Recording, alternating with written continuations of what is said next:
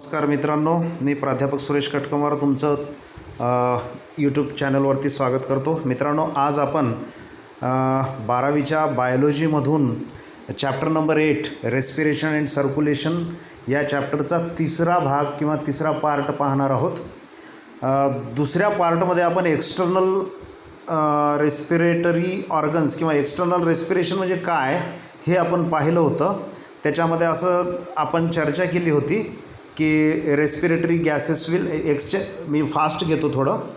Exchange of gases between the alveolar air and blood vessel takes place through thin squamous epithelial layer of alveolus and similar layer of capillary walls. म्हणजे याच्यात काय म्हटलेलं आहे की गॅसेसचं जे आहे देवाणघेवाण एक्सचेंज, गॅसेस म्हणजे इथं कोणते असणार आहेत, ऑक्सिजन आणि कार्बन डायऑक्साईड यांची देवाणघेवाण जी आहे ती कशामध्ये होते. एकतर सराउंडिंग एरिया किंवा सराउंडिंग एरिया आणि लंग्स यांच्या दोघांमध्ये या गॅसेसची देवाणघेवाण होते. बरोबर आहे. Respiratory gases will always diffuse from an area of highly partial pressure to the area of lower partial pressure in these two regions. म्हणजे जास्त दाबाकडून कमी दाबाकडे या वायूंचा म्हणजे डिफ्युजन होत असतं हे आपण पाहिलं आहे. Due to difference in partial pressure, या पार्शियल प्रेशरमध्ये असलेल्या फरकामुळे या वायूची देवाणघेवाण होत असते असं आपण कालपर्यंत पाहिलं. तर मित्रांनो, हे जी कन्सेप्ट आहे, ही जी संकल्पना आहे, हे आपण पुढच्या डायग्राममध्ये आपण स्पष्ट करून घेऊया. नेमकं कसं होतं एक्सटर्नल रेस्पिरेशन या डायग्राममध्ये सुंदर असं दाखवलेलं आहे. वेगवेगळ्या रंगीन कलरफुल ऑर्गन्स या ठिकाणी या डायग्राममध्ये दाखवलेले आहेत, वेगवेगळे पार्ट्स. तर हे एकंदरीत आहे, ही डायग्राम कशाची आहे बघा. Exchange of gases between alveolus and capillary. या ठिकाणी तुम्हाला अल्व्हिओलस पण पाहायला मिळेल आणि कॅपिलरीज पाहायला मिळतील. अल्व्हिओलस कुठं आहे हे बघा, हा आहे अल्व्हिओलसचा पार्ट. मी रेड मार्करने इथं तुम्हाला दाखवतो. हा आहे अल्व्हिओलस. मी पूर्वी चर्चा केल्याप्रमाणे बलूनसारखा किंवा फुग्यासारखा पार्ट असतो अल्व्हिओलस. हा अल्व्हिओलस आहे आणि याच्या भोवती जे आहे ना मित्रांनो, याच्या भोवती रक्तवाहिन्या असतात. बघा या ठिकाणी blood goes to pulmonary vein सांगितलेलं आहे ना. हे पल्मोनरी वेन किंवा ब्लड पल्मोनरी आर्टेरी आणि वेन ही रक्तवाहिनी आहे. रक्तवाहिन्यांचं जाळं या अल्व्हिओलसच्या भोवती त्याला आच्छादलेलं असतं. आणि या रक्तवाहिन्यांमधून बघा, या ठिकाणी रक्तवाहिन्यांमधून हा CO2 दिसतोय तुम्हाला, एअर, कार्बन डायऑक्साईड, हो की नाही. या रक्तवाहिन्यांमध्ये लाल रक्तपेशी आहेत, रेड ब्लड सेल्स, आणि red blood cells gives CO2. ह्या रक्तवाहिन्या काय करतात, लाल रक्तपेशीमधून कार्बन डायऑक्साईड अल्व्हिओलसमध्ये सोडतात. म्हणजे फुफ्फुसामध्ये कार्बन डायऑक्साईड कुठून येतो तर ब्लड सेलमधून येतो, रक्तांच्या पेशीमधून येतो. हे या ठिकाणी स्पष्ट होत आहे.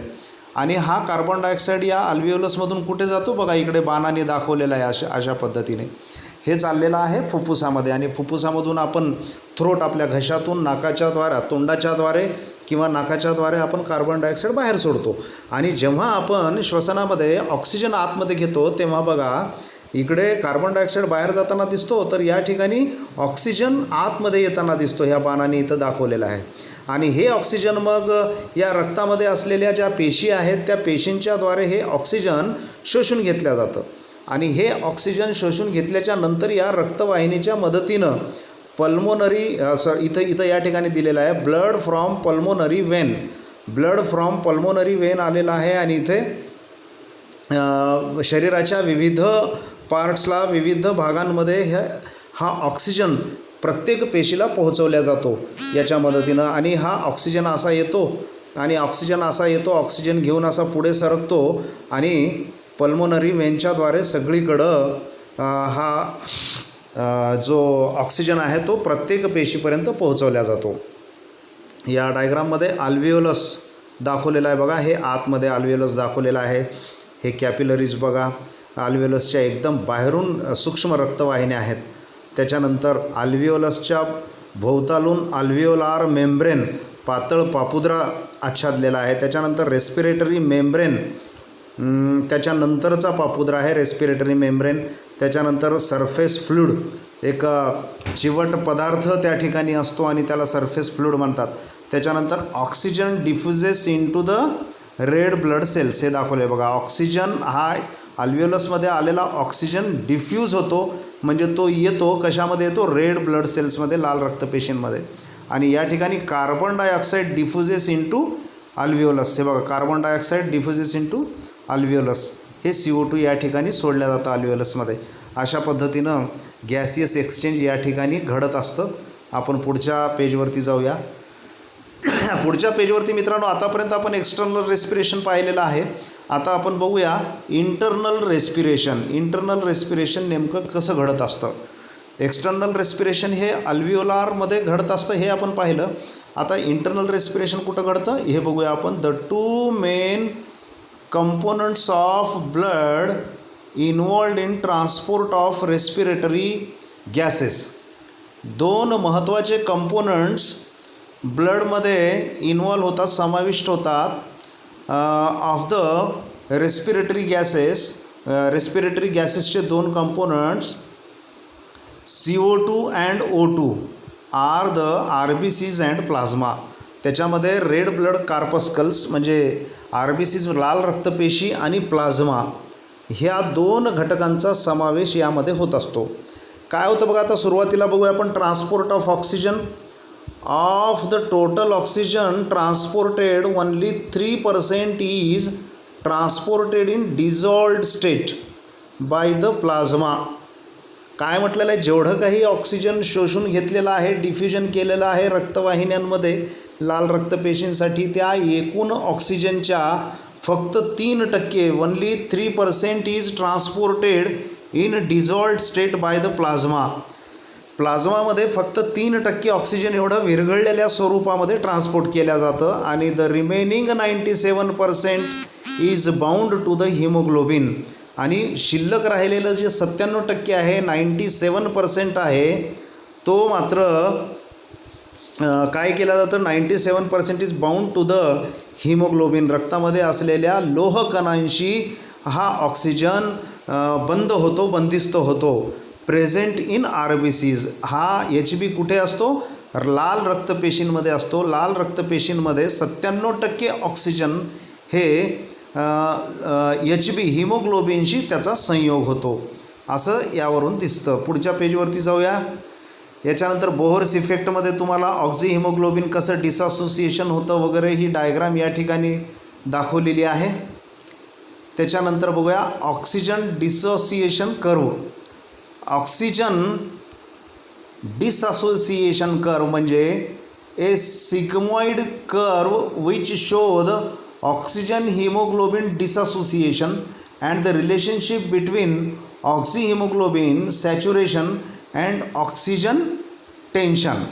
तर अशा पद्धतीनं ऑक्सिजन डिसअसोसिएशन या ठिकाणी कर्व या डायग्राममध्ये, मागच्या ग्राफिक डायग्राममध्ये तुम्हाला दाखवलेला आहे. त्याच्यामध्ये तुम्हाला हा जो कर्व दिसतोय, डिसअसोसिएशन curve, oxy haemoglobin disassociation curve, अशा पद्धतीने हा कर्व तुम्हाला या ठिकाणी दिसतो. म्हणजे किती प्रमाणामध्ये कार्बन डायऑक्साईड बॉडी टिश्यूमध्ये, बॉडीच्या सेल्समधून रक्तामध्ये मिसळल्या जातं आणि या बाजूला ऑक्सिजन किती प्रमाणात सोडल्या जातं, या बाजूला ऑक्सिजन या ठिकाणी या बोहर इफेक्ट कर्ववरून आपल्याला स्पष्ट दिसतं. तर अशा रीतीनं what is this Bohr effect?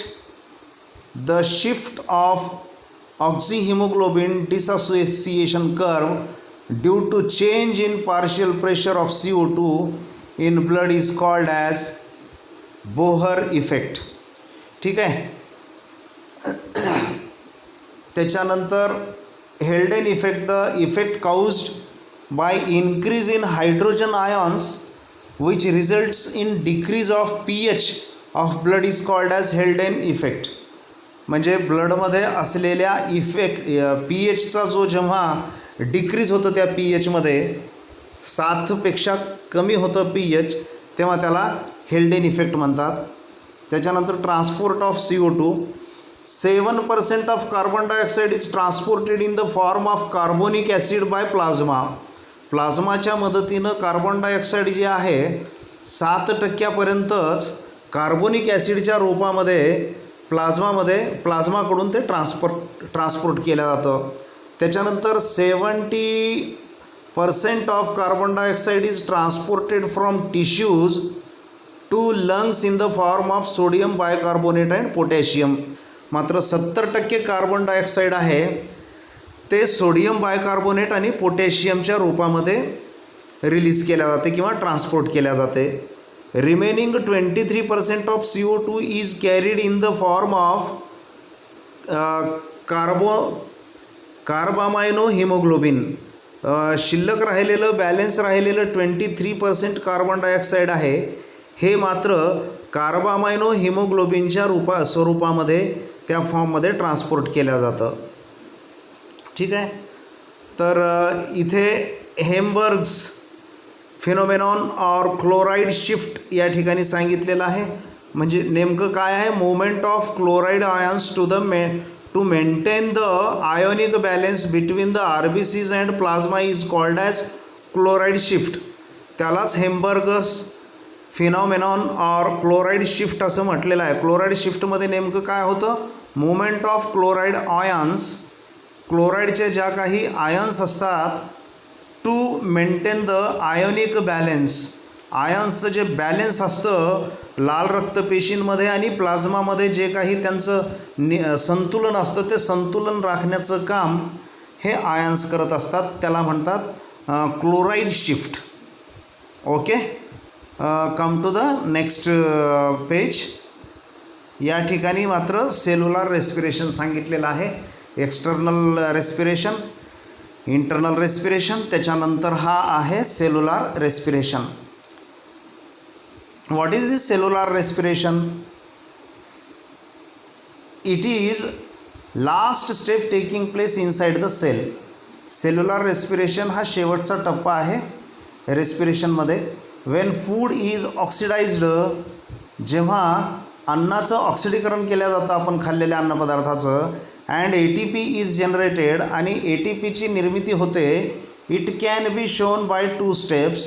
कोणकोणत्या स्टेप्समध्ये होतं ते? नंबर 1 ऑक्सिडेशन आणि दुसरं आहे फॉस्फोरिलेशन. ऑक्सिडेशनमध्ये breaking down of complex organic molecules into the simple molecule which release the heat energy.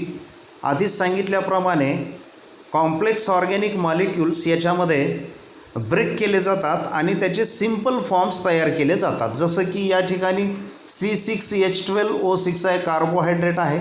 या कॉम्प्लेक्स कार्बोहायड्रेटला ब्रेक करून त्याच्यापासून CO2 वेगळा केला जातो, त्याच्यापासून पाणी वेगळं केले जाते, H2O वॉटर मॉलिक्युल्स वेगळं केले जाते. आणि हा बघा या ठिकाणी एनर्जी किलो कॅलरीजमध्ये दिलेली आहे. 686 किलो कॅलरीज एनर्जी ही बाहेर पडते.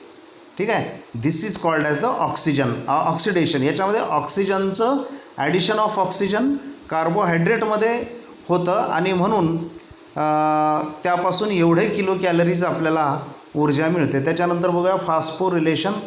It involves trapping the heat energy in the form of high energy bond of ATP molecule. ATP is used to carry out vital life processes and is called as energy currency of the cell. Phosphorylation मध्ये addition of phosphates into adenine diphosphate. adenine diphosphate या ठिकाणी दिसतं आपल्याला. एक phosphate इथून इकडे आल्यानंतर डाय म्हणजे 2 आणि एक ॲड झाल्यामुळे फॉस्फेट डायचा झाला ट्राय, म्हणून adenine di phosphate it adds with the 7.3 kilo calories and it gives the ATP adenine tri phosphate energy. अशा प्रकारे रिलीज होते फॉस्फोरिलेशनमध्ये. This is the cellular respiration. Now come to the next point, that is regulation of breathing. What is this regulation of breathing? Regulation of breathing, respiration is under dual control. श्वसन जे आहे ना ते दोन पद्धतीनं control केल्या जाते, under dual control, nervous and chemicals. एक तर आपल्या चेतासंस्थेकडून आणि दुसरं काही रासायनिक घटकांच्याकडून आपल्या श्वसनावरती नियंत्रण ठेवल्या जातं. Human adults breathe about 12 times per minute. मनुष्य प्राणी हा एका मिनिटामध्ये 12 श्वसन पूर्ण करतो. While newborn child about 44 times per minute. परंतु नवजात जर बाळ असेल जन्मल्याबरोबर तो जवळपास 44 वेळा एका मिनिटामध्ये श्वसन करतो.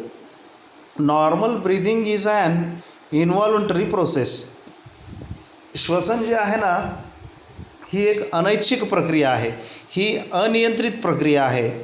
त्याला इन्व्हॉल्युंटरी म्हणतात. म्हणजे आपली इच्छा असो किंवा नसो आपलं श्वसन हे चालू असतं, म्हणून म्हणजे ते आपल्या नियंत्रणात नसतं, म्हणून त्याला इन्व्हॉल्युंटरी प्रोसेस असं म्हटलेलं आहे. Steady rate of respiration is controlled by neurons. म्हणजे ही स्थिर चालणारी जी श्वसनाची जी प्रक्रिया आहे ती कुणाकडून नियंत्रित केल्या जाते? Bye neurons. चेतातंतूकडून किंवा चेतापेशीकडून नियंत्रित केल्या जातात. हे चेतापेशी कुठे असतात?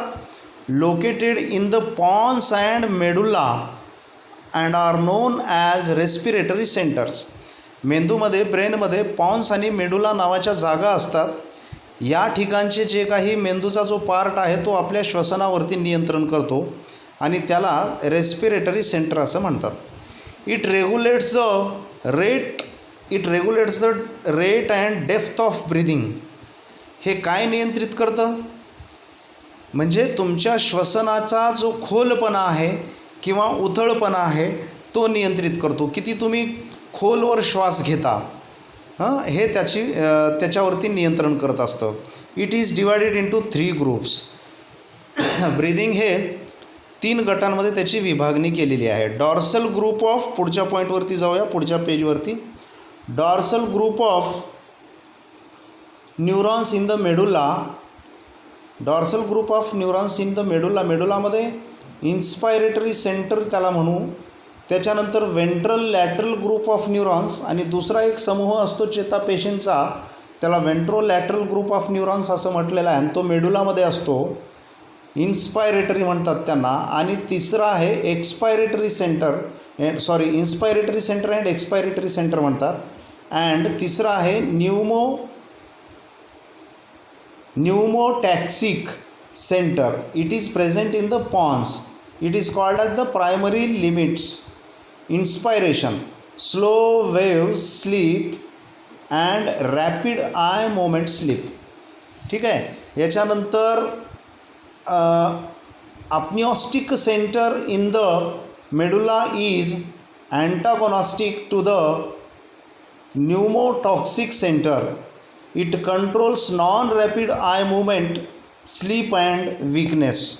या ठिकाणी या डायग्राममधून या सगळ्या संकल्पना स्पष्ट केलेल्या आहेत. या ठिकाणी ब्रेन दिसतं, ब्रिथिंग कंट्रोल सेंटर दिसतो या ठिकाणी 2 ठिकाणी. पॉन्स जे म्हटलेलं आहे हे पॉन्स आहे, हे या ठिकाणी मेडुला आहे. ह्याच्यामध्ये नर्वस इम्पल्सेस ट्रिगर्स, ज्या काही संवेदना वाहून नेल्या जातात त्याला नर्व इम्पल्सेस असं म्हटलेलं आहे. Contribution of muscles. त्याच्यानंतर इंटरकॉस्टल नर्व, याला इंटरकॉस्टल नर्व असं म्हटलेलं आहे. हे फ्रेनिक नर्व्स, या ठिकाणी फ्रेनिक नर्व्स आपल्याला दिसतात. आणि carbon dioxide increase in blood. रक्तामध्ये कार्बन डायऑक्साईडचं प्रमाण वाढवण्याचं कार्य या मेंदूकडून इथं या ठिकाणी बघा हार्टचं डायग्राम दिलेलं आहे. या हार्टमध्ये दाखवल्या गेलेला आहे. From O2 sensor indicating O2 decrease. ह्या सगळ्या गोष्टी या पॉन्स आणि मेडुलाकडून नियंत्रित केल्या जातात आणि हे या ब्रेनचे भाग आहेत. ओके, चलो ऑन नेक्स्ट पेज. मित्रांनो, या ठिकाणी common disorders of respiratory system दाखवलेला आहे. या चॅप्टरचा पुढचा भाग आहे महत्त्वाचा. हा चार्ट तुम्हाला थोडा लक्षात ठेवणं आवश्यक आहे परीक्षेच्या दृष्टिकोनातून, MCQच्या दृष्टिकोनातून. म्हणजे हा चार्ट कशाचा आहे? Common disorders of respiratory system. म्हणजे काय, श्वसनाचे जे काही आजार असतात, आपल्या श्वासनलिकेशी, आपल्या फुफ्फुसाशी संबंधित जेवढे काही आजार असतात त्या आजारांची यादी या ठिकाणी आपल्याला दिसते. याच्यात किती कॉलम आहेत? डिसऑर्डरचा हा पहिला कॉलम आहे, हा दुसरा सिम्पटमचा कॉलम आहे, आणि या ठिकाणी काउजेस, ते कशामुळे होतो आजार त्याचा कॉलम आहे, आणि त्याच्यानंतर ट्रीटमेंट, त्याच्यावरती उपाय काय केल्या जातं असं दर्शवलेलं आहे. आपण एक एक बघूया आता. पहिल्यांदा आहे डिसऑर्डर, म्हणजे आजाराचं नाव काय आहे? इम्फायझेमा. इम्फायझेमा हा आजार जो आहे, तो आजार असण्याची जी काही लक्षणं आहेत ती कोणकोणती लक्षणं आहेत बघा या ठिकाणी.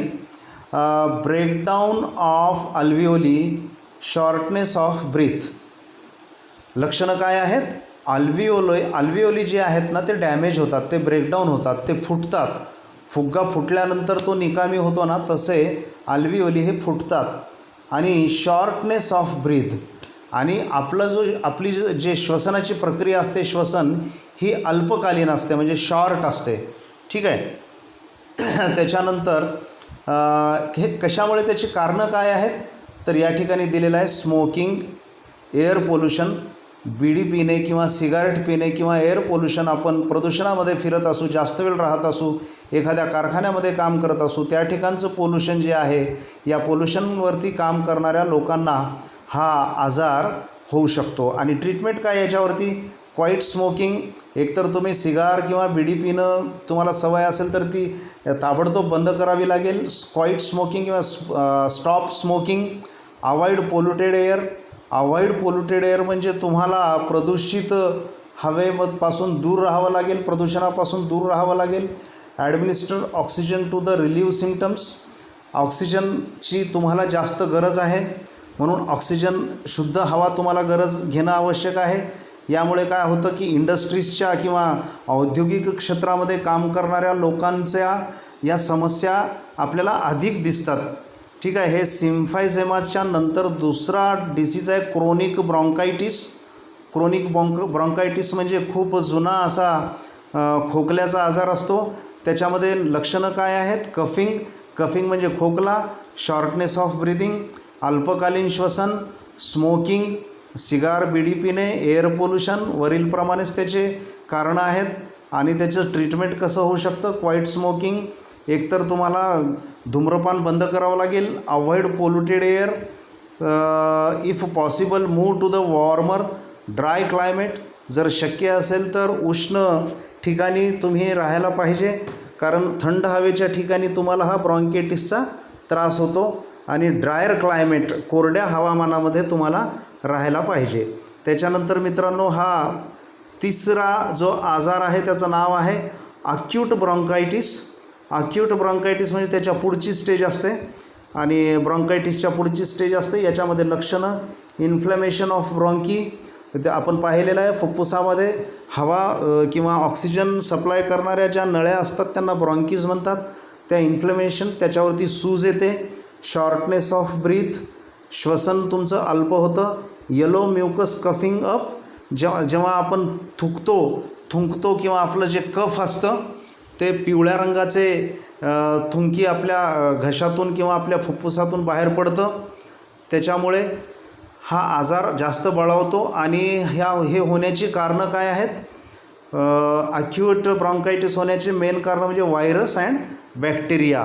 काही विषाणू आहेत आणि काही जीवाणू आहेत, यांचं जर इन्फेक्शन झालं असेल तर हा आजार होतो. आणि ट्रीटमेंट काय आहे? If bacterial, take antibiotics. जर ते बॅक्टेरियापासून झालं असेल तर अँटीबायोटिक्सच्या गोळ्या किंवा तज्ज्ञ डॉक्टरांचा सल्ला घेणं आवश्यक असतं. त्याच्यानंतर कफ मेडिसिन, खोकला बंद होण्याचं औषध. यूज वेपरायझर, वाफ घेण्याची एखादी मशीन असते किंवा घरच्या घरी आपण गरम पातेल्यामध्ये पाणी गरम करून त्याची वाफ घेणं, हे सोयीस्कर ठरतं. याच्यावरती ट्रीटमेंट. त्याच्यानंतरचा आजार आहे मित्रांनो सायनसायटिसमध्ये inflammation of sinuses, mucus discharge. Inflammation of sinuses म्हणजे आपल्या नाकपुड्या सुजणे, सूज येणे आपल्या नाकाच्यामध्ये. म्युकस डिस्चार्ज, सारखं नाक गळत जाणे. त्याच्यानंतर हा आजारसुद्धा व्हायरस आणि बॅक्टेरियानी होतो. आणि वरीलप्रमाणेच ह्याचेसुद्धा ट्रीटमेंट आहे. If bacterial take antibiotics and decongestants use vaporiser. वरीलप्रमाणेच ह्याचेसुद्धा उपाय या ठिकाणी ट्रीटमेंटचे सुचवलेले आहेत. त्याच्यानंतरचा आजार आहे लॅरिंजायटिस. या ठिकाणी लॅरिंजायटिस याचे लक्षण आहेत इन्फ्लॅमेशन ऑफ लॅरिंग्स, गळ्यामध्ये सूज येणे, वोकल कॉर्ड्स आवाज वगैरे घोगरा होतो त्या ठिकाणी, सोअर थ्रोट जो आहे तो एकदम खरखर होता आपल्या गळ्यामध्ये. त्याच्यानंतर हॉर्सनेस, आवाजामध्ये जो आहे तो खरखरीतपणा येतो, hoarseness of voice. Mucus buildup and cough, आणि म्युकस आणि कफ तयार होतो. बॅक्टेरिया आणि व्हायरसमुळे हा आजार होतो. त्याच्यानंतर बॅक्टेरिया असेल तर अँटीबायोटिक घेणे, कफ मेडिसिन, व्हॉइस रेस्ट, जास्त न बोलता वोकल कॉर्डला आराम देणे, अवॉइड इरिटंट लाईक स्मोक. आणि ज्या काही धुळीच्या कणांची जी ॲलर्जी असते किंवा धुळीचे कण असतील किंवा धूर असतो कुठल्या लाकडे किंवा कपडे जाळण्याचा वगैरे, त्याच्यापासून आपण आपला बचाव केला पाहिजे. त्याच्यानंतरचा आजार आहे खूप धोकादायक असा न्यूमोनिया. न्यूमोनिया हा आजार inflammation of lungs ranging from mild to severe.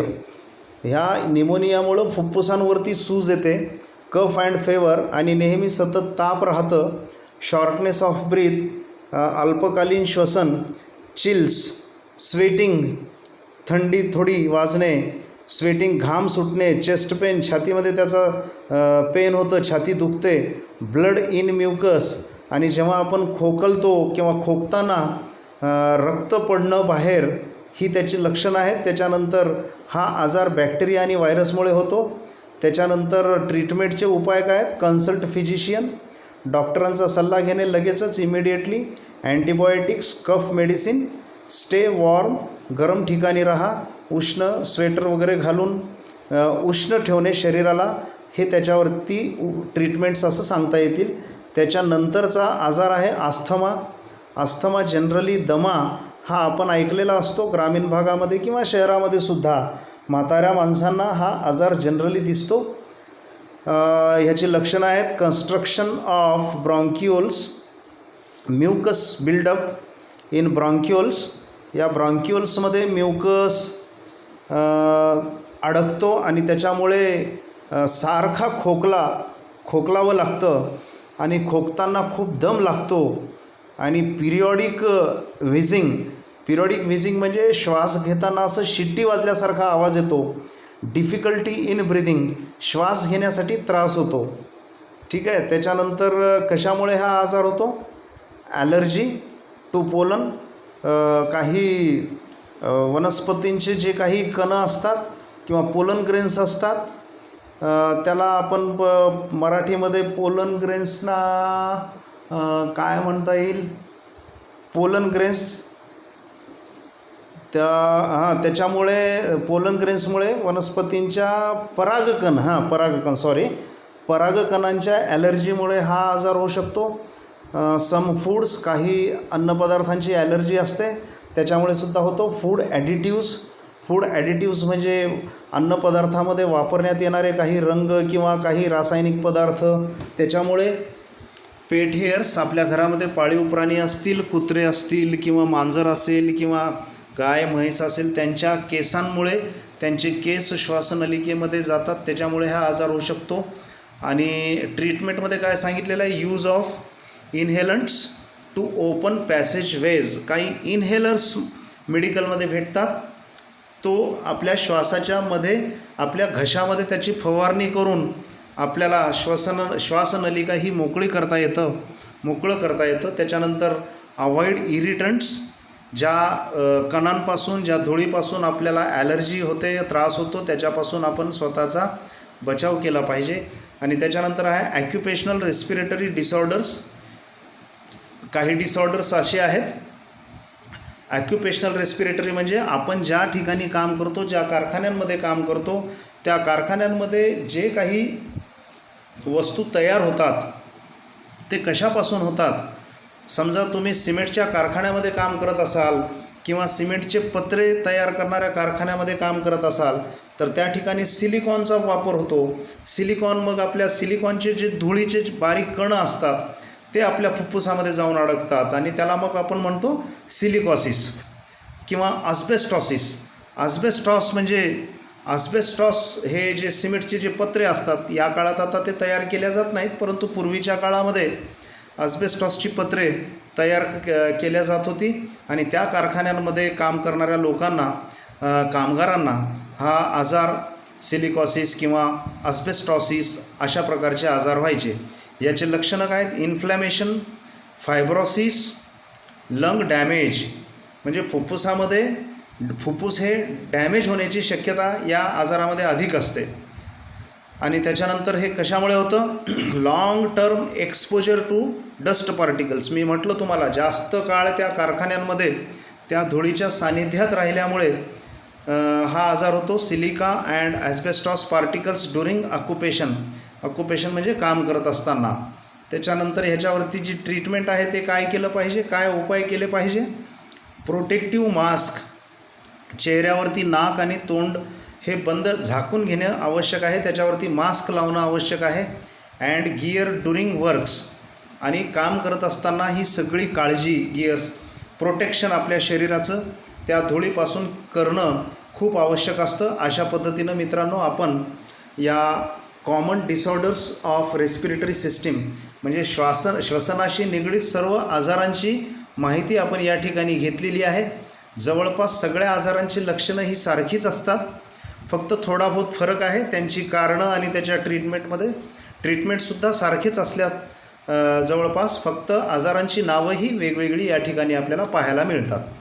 तर अशा रीतीनं आपण मित्रांनो ह्युमन रेस्पिरेटरी सिस्टीम या चॅप्टरचा जो आहे रेस्पिरेशन हा जो भाग आहे हा भाग आपण या ठिकाणी संपवत आहोत. या चॅप्टरचा पुढील भाग आपण पुढच्या पार्टमध्ये बघूया. तर हा पार्ट तुम्हाला समजला असेल अशी अपेक्षा व्यक्त करतो. लवकरच पुढच्या पार्टसह एका नवीन व्हिडिओमध्ये आपण भेटूया. तोपर्यंत धन्यवाद, नमस्कार.